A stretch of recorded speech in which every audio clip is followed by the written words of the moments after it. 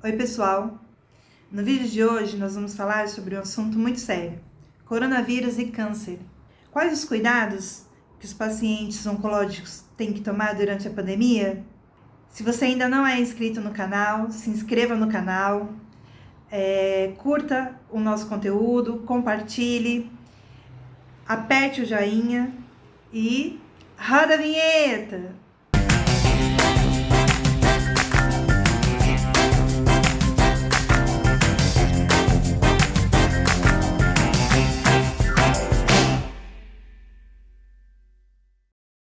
No vídeo de hoje, nós vamos falar sobre coronavírus e câncer e quais os cuidados que o paciente oncológico tem que ter durante a pandemia. Bom, prevenção, higiene, os cuidados indicados pelos órgãos de saúde, nós já estamos cansados aí de saber, né? Mas e agora, Dani? O que nós precisamos fazer de diferente? Na verdade, não há nada que a gente possa fazer de diferente fora da população comum. Mas existem coisas que a gente precisa evitar. E eu peguei algumas dicas lá no ICESP, que são 12 dicas que são mais frequentes, que chegaram lá, que o ICESP listou pra gente trazer aqui pro canal. A primeira pergunta é: sou paciente oncológico, corro maior risco de complicações graves se eu tiver Covid-19? A resposta é sim. Paciente em tratamento ativo, seja em quimioterapia, radioterapia, cirurgia recente ou outros, o que são esses outros? Se você está fazendo imunoterapia, se você está tomando medicações em casa, sim, apresenta maior chance de complicações a adquirir a doença, provavelmente porque a imunidade pode estar suprida por conta dos tratamentos. Então, gente, muito cuidado. Minha imunidade é mais frágil? Como devo me cuidar? Sim, a imunidade de um paciente em tratamento ativo é mais frágil, por isso os cuidados são isolamento social rigoroso, como nós já falamos aqui, bastante higiene, lavar muito bem as mãos com água e sabão e utilizar álcool em gel. Não dividir utensílios domésticos e evitar aglomerações. O que significa isso? Se você divide a casa com outras pessoas, essas pessoas, se elas precisam sair para trabalhar, enfim, ao chegarem em casa, é bom que elas não dividam, né, com você, para que vocês possam se proteger, que vocês tenham as suas coisinhas separadas, que isso também é uma proteção para vocês. Por mais que, Dani, mas a gente lava as coisas aqui em casa, a gente coloca água quente, tudo, a gente faz tudo a higienização, tudo certinho. Mesmo assim, gente, é importante vocês terem as coisinhas de vocês separadas, tá bom? 3. Estou em tratamento. Como devo prosseguir? De maneira geral, seguir as mesmas recomendações para a população e ter atenção redobrada para sintomas de gripe, febre, catarro, falta de ar e, muito importante, manter o tratamento do câncer para que a doença não progrida. Ou seja, não deixar de ir ao hospital, não deixar de fazer quimioterapia, não deixar de fazer radioterapia e não deixar de tomar os seus remédios, ok? 4. Devo ter algum cuidado específico com a alimentação? Qual? Sempre, né, gente? Com Covid ou sem Covid, nós pacientes que estamos aí fazendo nosso tratamento, a gente precisa sim ter uma alimentação um pouco mais bem cuidada. A recomendação é alimentar-se bem e em horários regulares. Isso ajuda muito na nossa imunidade, viu?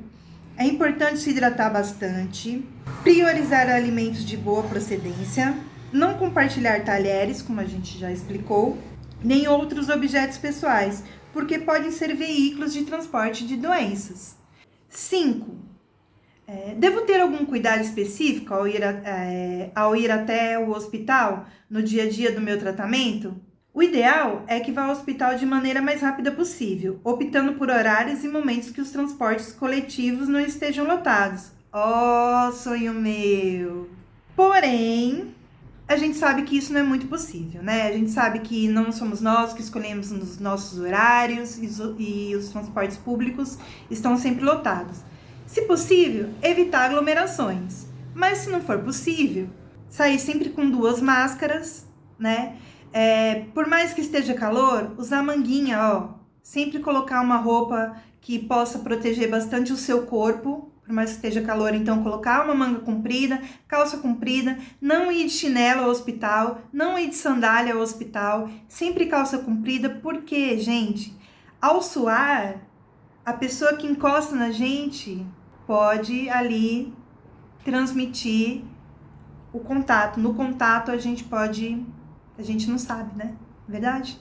Então, ó, ao se vestir você também tá se protegendo, tá bom? E usar 2 máscaras, pelo menos no transporte público. A recomendação é que, se possível, você vá sozinho ao hospital.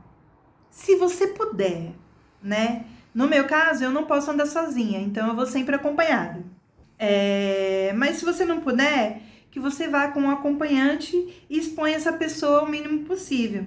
É importante também, gente, que vocês não faltem às suas consultas. Muitos hospitais estão optando por fazer a consulta por telefone, né, à distância. Isso também tem ajudado muito a gente. 6. Tive câncer há 2 anos. Devo me preocupar? Sou do grupo de risco? A resposta aqui é não. Quem já teve câncer e não está em tratamento ativo, não tem risco aumentado da doença. Veja bem, isso aqui é meio que uma pegadinha. Isso aqui é para quem teve câncer e não está mais tomando nenhum remédio que não comprometa sua imunidade. Ou seja, se você ainda está tomando algum remédio que esteja comprometendo a sua imunidade, então fique atento, porque você ainda é do grupo de risco, sim. 7. Como agir e quais os cuidados deve ter um paciente com tratamento de câncer caso tenha Covid-19? Bom, em primeiro lugar, ele precisa procurar um serviço de saúde para saber se é realmente suspeita de Covid-19 e colher o exame. Isso porque podem ser outras síndromes gripais. Se confirmado, ele deve seguir as orientações médicas fornecidas. Se forem sintomas leves, provavelmente será isolamento, higiene rigorosa, repouso e ficar atento aos sinais mais graves, que são febre alta e falta de ar. Em casa, é importante que a pessoa se isole completamente.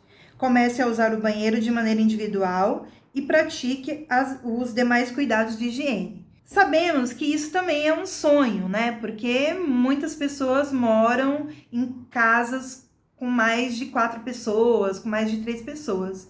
Então, o que eu aconselho aqui é que a gente traga esses conselhos para a nossa realidade, para a realidade da família brasileira. Então, o que a gente pode fazer? Aqui em casa, a gente usa um borrifador de álcool. Então, toda vez que a gente vai ao banheiro, a gente borrifa o álcool ali nas maçanetas, no assento, onde cada uma vai pegando, a gente vai borrifando esse álcool, não toda hora, não com frequência, mas, por exemplo, quando a gente chega da rua, a gente faz isso, quando chega alguma coisa da rua, a gente também faz isso, por uma maneira de prevenção também. E principalmente quando a gente chega do hospital, o que a gente faz? A gente tira o sapato no hallzinho aqui, na porta, coloca o sapato fora de casa, né? Deixa o sapato fora de casa. Se a gente toca na maçaneta, que a gente é obrigado a tocar, né? Para abrir a casa, óbvio. Mas tudo que a gente toca dentro de casa, depois a gente sai borrifando álcool. Isso é muito importante. 8. O paciente oncológico que tenha Covid-19 corre maior risco? Dados mostram que pacientes que contraem o Covid, sim, têm maior risco de complicações. Isso porque a nossa imunidade é muito comprometida. A evolução para uma insuficiência respiratória, como por exemplo, é muito mais rápida. Por isso é necessário atenção redobrada com a gente. 9. O que o paciente deve fazer caso tenha cirurgia ou exames agendados? Bom, gente, a orientação é uma só, né? É avaliado caso a caso e as cirurgias e exames não podem ser adiados. Vocês devem conversar com um médico de vocês e, se possível, não adiar o tratamento, porque o câncer ele não espera, a gente sabe disso. Então, prossigam aí com o tratamento de vocês e não protelem cirurgias e exames, se possível. 10. Fiz uma cirurgia recentemente. Devo ter algum cuidado extra por conta do coronavírus? A resposta é não. Você deve ficar em casa e manter isolamento social como todo mundo, até para não ter um quadro gripal nesse período de recuperação. Como sempre, né, gente? Até antes do coronavírus já era falado isso pra gente, né? Quando a gente fazia uma cirurgia, já era falado para que a gente pudesse se resguardar mais. 11, tá chegando no final. Sou paciente oncológico em tratamento ativo e estou com sintomas de gripe. O que eu devo fazer? De maneira geral, seguir as recomendações para a população, que são isolamento, cuidados com a higiene e ficar atento caso apresente sintomas como febre e falta de ar. Nesse caso, a orientação é procurar no serviço de saúde. A gente aqui de São Paulo, que tem hospitais específicos que cuidam da gente, procurar esses hospitais, que eles já têm a nossa ficha, já sabem tudo certinho. 12. O que o familiar ou cuidador de um paciente em tratamento de câncer deve fazer durante a pandemia do coronavírus? O cuidador, ele deve se resguardar também com isolamento social, isso é muito importante, porque as pessoas acham que só o paciente deve se resguardar, e isso não é verdade. O cuidador, quem mora com o paciente, também deve respeitar o isolamento social, é muito importante para o paciente isso. Precisa usar máscara, lavar as mãos com água e sabão, com muita frequência, usar álcool em gel e trocar de sapatos ao voltar da rua. Isso não é só para o cuidador, não. Isso é para quem mora também com o paciente que esteja em tratamento ativo. Se esteve em ambiente com muita gente, ao voltar para casa, deixar os sapatos para o lado de fora, como nós já falamos aqui, e ir direto para o banho. Tirar a roupa, direto para o banho, para que a casa não se infecte, né, com o que veio trazendo da rua. Isso é muito importante. Não compartilhar objetos e nem utensílios com o paciente, pois ele pode ser o portador, né? As pessoas da casa que saíram para a rua, que saem para a rua, ou o cuidador, infelizmente pode ser uma pessoa assintomática. E como nós sabemos, existem muitas pessoas assintomáticas, não só do coronavírus, mas como com outras doenças também. Então, precisamos, todo cuidado é imprescindível nesse momento agora, principalmente com o coronavírus. E agora, eu vou deixar vocês com um trechinho da entrevista que nós fizemos com o Dr. Júlio Pereira, que vai falar sobre os sintomas do coronavírus no nosso cérebro. E agora eu gostaria de falar sobre um assunto que está afetando a nossa sociedade, que é o coronavírus. Eu queria saber se o senhor pode conversar um pouco com a gente sobre as pesquisas recentes que apontam efeitos do coronavírus, do Covid-19, na verdade, sobre o cérebro. E quais podem ser esses efeitos? Perfeito, né? Eu comecei até no meu canal a fazer uns vídeos de coronavírus. Pode sim, claro. Eu comecei a fazer alguns vídeos de coronavírus, porque muita gente perguntou relacionado ao olfato. Então, uma das características clássicas do coronavírus, que é estranho, mas muita gente se queixou, é perder o olfato. Então, o olfato é um órgão relacionado ao sistema nervoso central. Então, a gente consegue ver aqui esse pontinho branco, tá vendo? Deixa eu mostrar aqui, pessoal. Nossa. Isso aqui é o nervo olfatório. Então, o coronavírus, em primeiro lugar, se a gente fala sistema nervoso central, ele tem um certo trofismo por essa parte olfatória. Já começa por aí. Já começa por aí. Então, o debate que se tem é por que altera o olfato. O vírus entra por aí, tem um risco de entrar no sistema nervoso central ou dar uma inflamação nessa região. Ainda tem uma série de questionamentos, mas esse é o primeiro sintoma mais comum. Tem trabalhos colocando como sintoma isolado, quase definidor no contexto dessa pandemia. Certo. Porque, obviamente, gripe e outras coisas, a gente percebe que a gente pode perder o olfato, né, ficar congesto, né, tem outros quadros. Mas no coronavírus é muito intenso isso, né? Segundo aspecto, né, tem alguns casos de inflamação no cérebro, encefalites relacionados ao coronavírus e, em especial, os quadros vasculares. AVC hemorrágico foram descritos e AVC isquêmico de grandes vasos. De um modo geral, o problema maior do coronavírus, óbvio que eu sou neuro, a gente está falando da parte neurológica, é no pulmão, disparadamente. O quadro mais grave, que se agrava mais. Mais manifestação do sistema nervoso central. Mais comum é o olfato. E essas outras graves, a hemorragia e o AVC de grandes vasos, acontecem em pacientes geralmente já críticos. Os pacientes têm um comprometimento também importante no pulmão. Por isso que fala muito de anticoagulante, né, corticóide para reduzir a inflamação. mas são nas situações realmente de pacientes mais críticos. Entendi. E o senhor vê alguma diferença entre o Covid-19 e o Zika vírus nas formas de atacar o cérebro? Perfeito. O coronavírus é algo que a gente nunca viu na história, né, da humanidade. Sim. Obviamente tem a história do gripe espanhola e outros, mas a gente não tinha tanta informação. Ninguém sabe ao certo, tanto que é até divergente sobre a gripe espanhola, quantas pessoas, milhões de pessoas mataram, mas quantas na Europa, tiveram alguns surtos, então as informações eram meio trucadas.